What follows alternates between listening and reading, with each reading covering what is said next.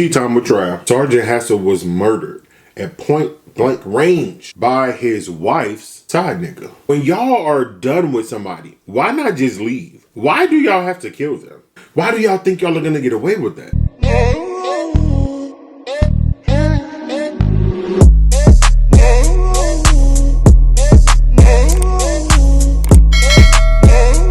What's going on, y'all? It's Ayootravv and I'm back, I'm back again.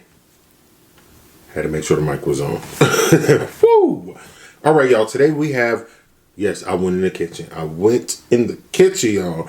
We have smothered pork chops with rice. I did put some of the gravy from the pork chops on the rice. Y'all know me. I'm a real saucy person. And we got some French style green beans.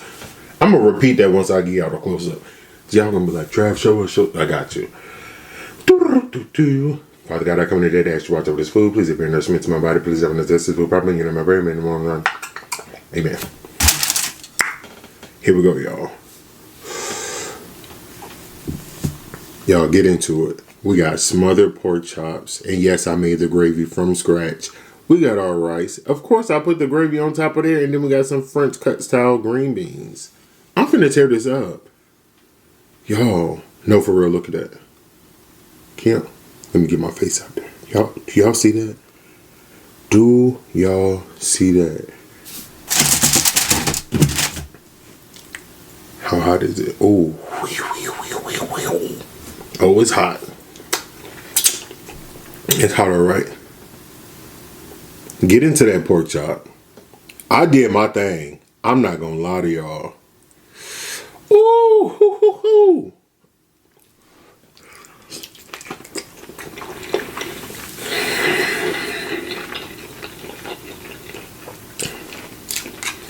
Ain't this tender? Oh my God. Oh, my napkin's downstairs. Damn it.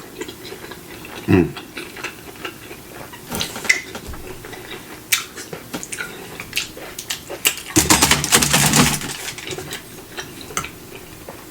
gonna stir this gravy up a little bit. I said stir this gravy up. I meant stir this rice up. I'm tripping.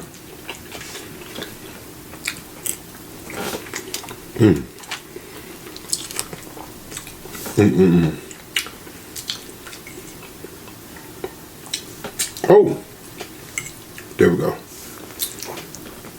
Yeah, we're gonna put some of the beans on top. For the ones that don't like their food to touch, there you go.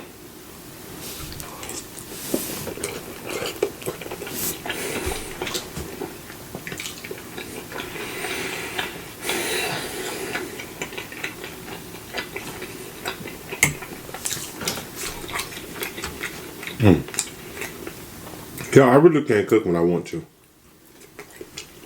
I just don't be feeling like doing it. Because half the time,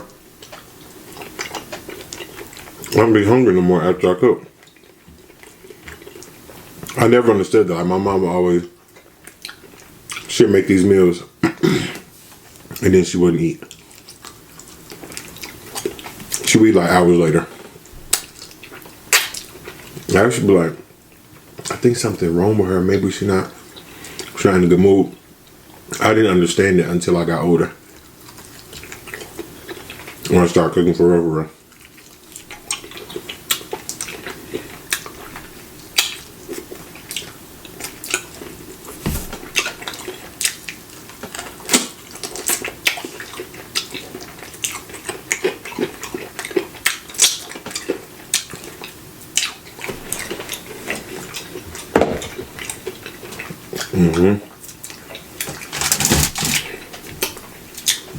Tea time with Trav.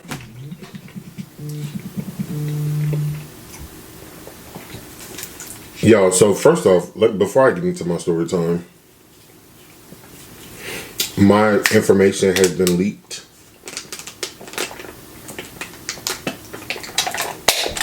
Y'all know how like these phone companies or like Facebook or Twitter and stuff like that, they be having to pay out these settlements because your data leaked. Yeah, I'm one of them. My phone gets blown up all day from people trying to scam me. Like to the point where I want to change my number, but so many. I've started networking too much with too many people to change my number. But anyway.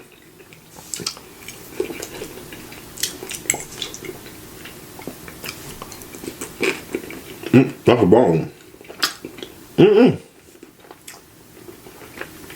Oh, there's meat on there too.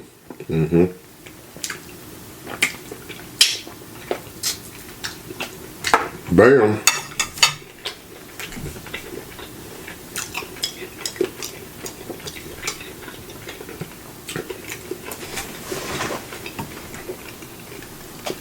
Yo. Sergeant Hassel was murdered at point blank range. He was literally murdered at point blank range by his wife's side nigga. Literally. And I'm gonna go into details. Y'all know I gotta give y'all a little summary. But I just don't understand, when y'all are done with somebody, why not just leave? Why do y'all have to kill them? And why do y'all think y'all are gonna get away with that? If you don't want to be with them, walk away. Now they're gone and you're also gone, because you're gonna spend the rest of your life in jail. So let's get into the story. I gotta make sure I got, I mess up on the names. Let me get my little stand together. Oh yeah. So the guy's name is Tyrone Hassel III. His wife is Kamaya Hassel. They have a 2-year-old. They have been together for quite some time. Clearly, they have a 2-year-old, but they both were on leave from the army, and they were in Georgia,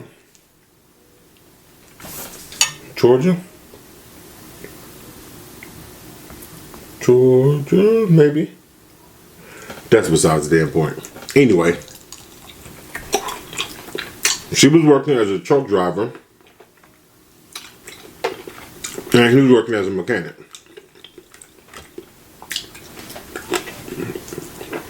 Oh, bone.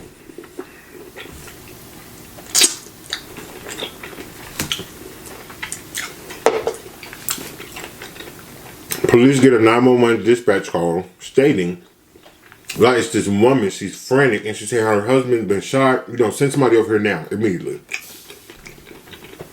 So they get there, and they find Kamaya, and she's hysterical. She's crying, she's screaming. They're trying to ask her what happened. And she's saying that her husband just got back from a family member's house. He brought her and their child some food, and he left out. She didn't necessarily say where he was going. And she heard gunshots. She ran outside. She seen him laid up against the car. Now, something about that instantly seemed fishy to me, because it was like the way she was answering the questions. Like, they asked her, like, is there anybody who would want to hurt him? She's like, no. She just seemed, something seemed weird. Now, off rip, you try to be understanding when it comes to a spouse or a partner, or even a parent, or somebody close to that person, especially if they're the ones that found the body, because you have to remember, like, they're grieving, they're going through something, so their details may not be as striking as they should be, or they may forget some stuff, they may, whatever the case may be. So I tried to give her a benefit of the doubt, but then I was like, something's a little fishy, but I'm gonna listen. So now, of course, they're now trying to trace the steps of Tyrone. As they're searching, like, around the house in the car, they see that it, like, the shell casings, I don't know where Phoenix went. They're like the car was literally right next to the house, y'all. So it was, you have to think one of two things. Either it was someone that he felt comfortable with, or somebody seriously ambushed him. Like they were waiting in the bushes for him to get back. Which is possible. So we try not to rule out anything, right?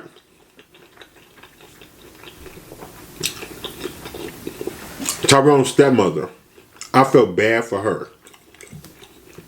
Because she got the call from her husband, Tyrone's dad, that Tyrone had been shot. As she's on the phone with him and he's telling her that, they're bringing Tyrone's lifeless body into the ER.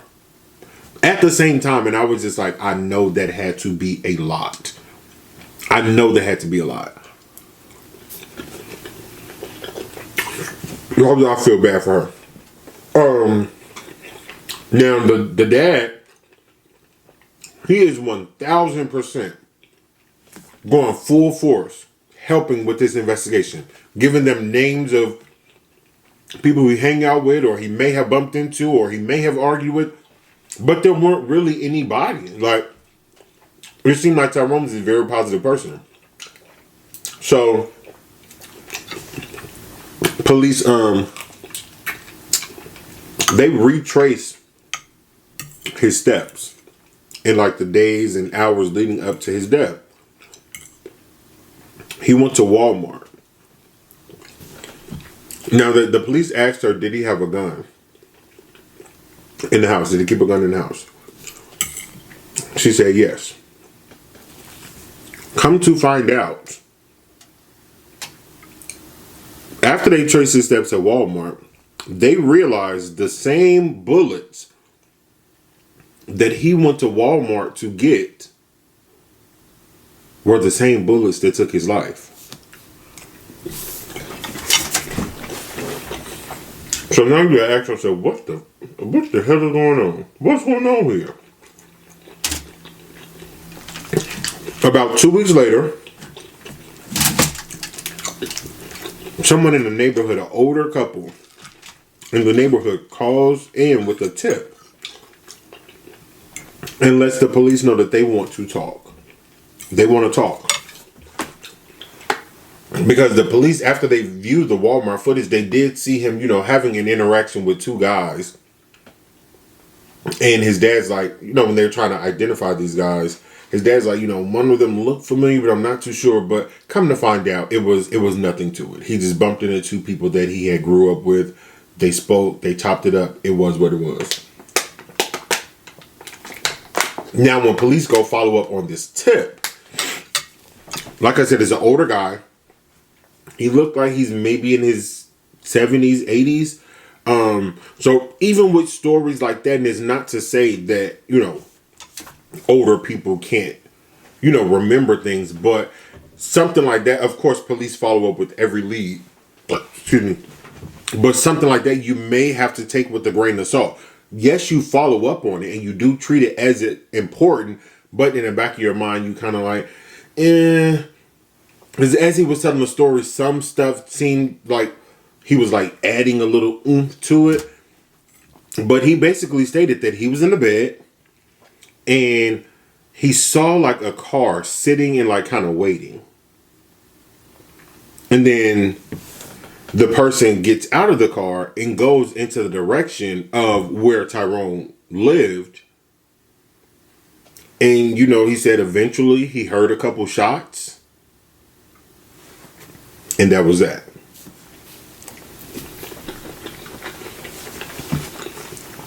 So he was able to tell them what type of car it was. But no lead came from there. Nothing came from there. The police got their big break when someone who's in the army in the same division as Tyrone and Kamaya, because now they need to, like, they have to go everywhere, every which way they can to try to figure out what the hell didn't happen. So they started investigating, people within his army division.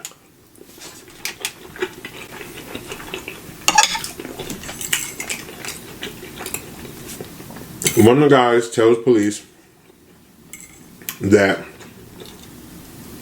Kamaya had been cheating on Tyrone. She was having an affair with another sergeant. I said, oh, this is getting good. This is what I was waiting for. This is what I was waiting for. 'Cause I knew it had something to do with her.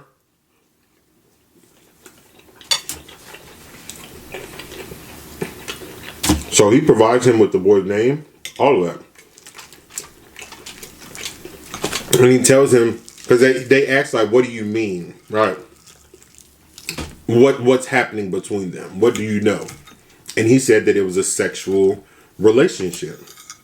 And he's like, okay, well, how do you know this? Because it's kind of like, you know, you have to ask yourself, how does he know this? And did Tyrone know it, or did Tyrone not know it? Or, you know, whatever the case may be.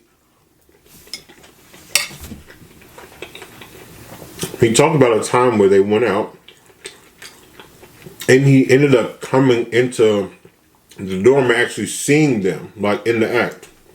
I was like, oh, yeah. This is what y'all need to be listening to right here. So, they now bring Kamaya in for questioning. And baby, when I tell you Kamaya told it all, they brought both of them in separately, but at the same time. So they could not talk to each other. The guy didn't even live in Georgia. While on leave, he lives in Illinois. So they pick him up out there. They pick her up out there. They didn't tell, like, you know, they didn't get a heads up. They didn't call in and say, hey, Kamaya, I need you to come into the station tomorrow at noon. So her and him could come up with whatever story. No, they ambushed both of them and brought them in at the same time in two different states. So they can get whatever truth they can from either one. Jeremy does not want to talk. Doesn't want to talk at all. After they read him his Miranda rights, he says he's not speaking without a lawyer. That right there, guilty. Kamaya, on the other hand, the pressure got hot and she was singing like a canary. First off, she ended up telling them, which gave her a motive, that she would get $400,000 because he died. That right there, bam. That's another motive. Because the initial motive that they had was she was sleeping with this guy and she wanted a way out. That was a motive. Now you done told on yourself and gave another motive, $400,000, and you wasn't happy. Oh yeah, girl, come on, talk to mama. Talk to mama. And that's exactly what she did. She just started pouring it out. She said she wasn't happy with him. She felt like he makes her do all the work. She's saying she pays more stuff. The biggest thing was she felt like he does not help with the baby. And she'd be tired because she has to do all of this work, blah, blah, blah. Now, we don't know this to be true. It could just be a BS excuse. But even still, if it was true, that's not enough to kill somebody. It's not. It's enough to divorce them, but not to kill them. So the police, of course, asked her, girl, like, okay, well, if you were having an affair and you weren't happy, why didn't you just leave? And she said she tried to, but he wouldn't. He said he wouldn't get a divorce. So she said she came up with the plan. She said Jeremy initially told her, I'll take care of him, so you ain't got to. You know, I'll take care of you forever and ever. Cinderella story. Now, she said she claimed to have laughed it off at first and didn't really expect him to follow through with it. But long story short, he drove from Illinois to commit this murder, y'all.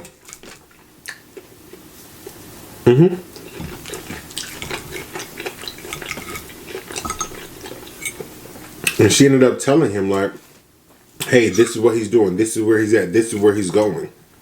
So she pretty much was the mastermind. And he was just the hitman, honestly.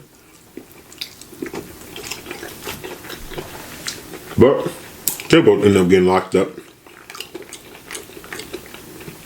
And again, for the life of me, I will never understand why y'all choose to kill somebody instead of just walking away.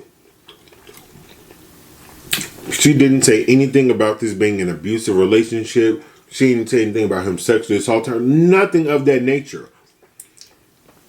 So, like, nothing that anyone could even attempt to use as an argument to justify her actions.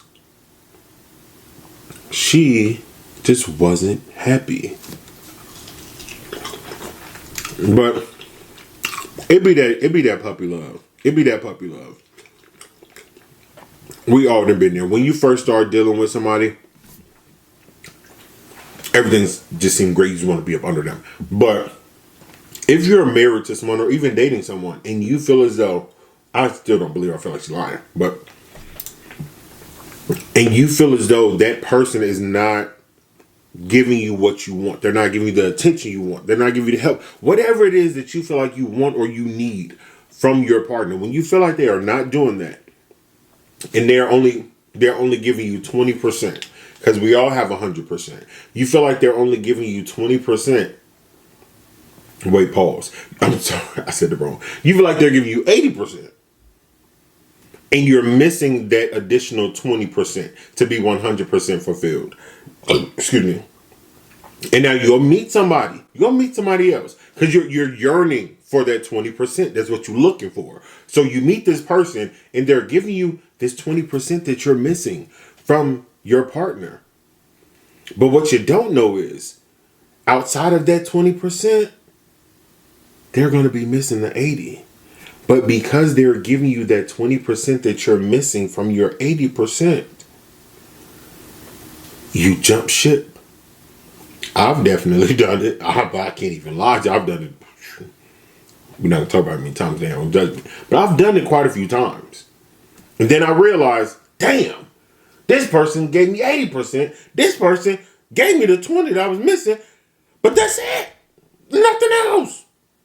Then I had to realize nobody is ever going to make you 100% happy in life. Never. You're likely only going to get 80%. And that's nobody else's fault. It's nobody's fault. But I was looking for that 20 to make that 100. And when it followed up behind the 20. So I feel like if in her head she may feel like she wasn't happy, whatever the case may be. She fell in love with somebody that was giving her what she was missing. And she wanted to take that and run with it. She wanted to take that and run. But she also wanted to take that money. That $400,000 definitely, I'm sure, played a part in her decision and wanting him dead.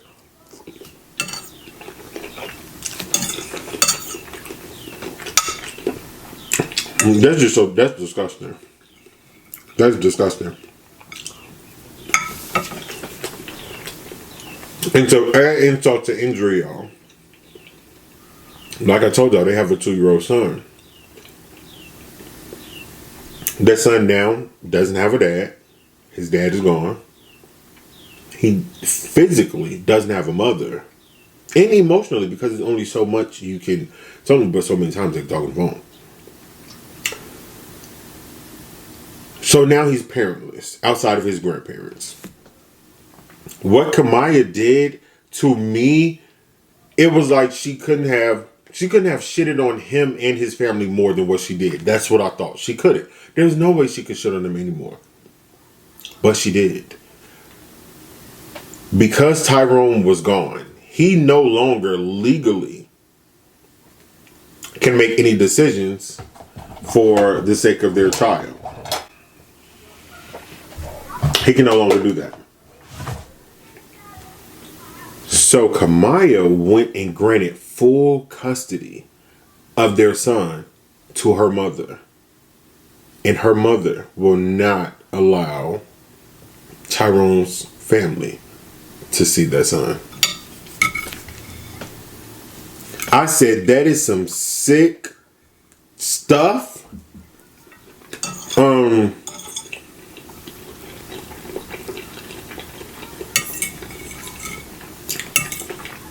I have to side eye her mother too, because it's like,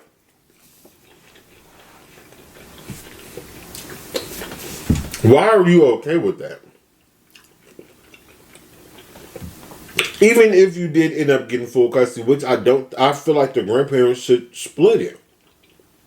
It's not her fault her daughter is a murderer. You know? But on the flip side, it damn sure ain't Tyrone's parents' fault that he's not here. So I feel like it should have been joint custody if that's what was going to take place. But if she had to get full custody, why is she keeping him from his grandparents? I'm almost up. And then Kamaya's so low down and dirty and ugly. Oh, I was about to roast her.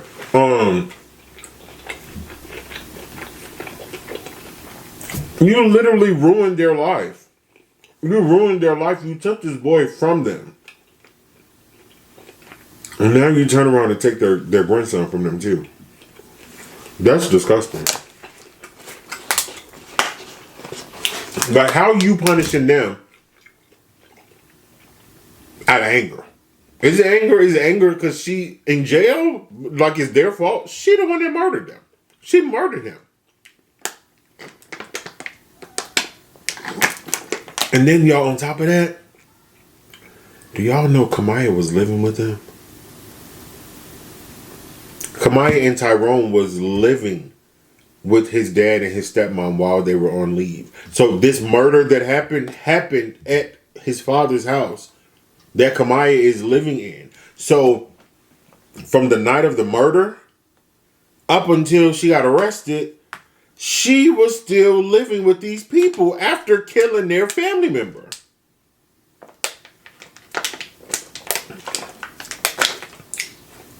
It's a special place in hell for somebody like her. It's a special place in hell for somebody like her, and she's going to go there.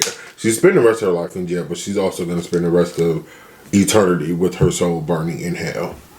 And on that note, I'm going to get up out of here before God tell me to wash my mouth. So, if you haven't already, go subscribe to the channel. Everyone right there, bam, and right there, bam, so you can notify each and every time I drop a video. But even though if you want to stay connected with Ayootravv, jump back to the social media, go down the bottom, boom, right there on some social media, Facebook, Snapchat, all of them. Add me, follow me, leave me a comment, leave me a comment here, do whatever. Let me know, like, what's done, what's want to see, what's done, what's mom said, what's done, what's want to see, what's done, what's just something. Other than that, it's been real. Ayootravv is out. I'm full.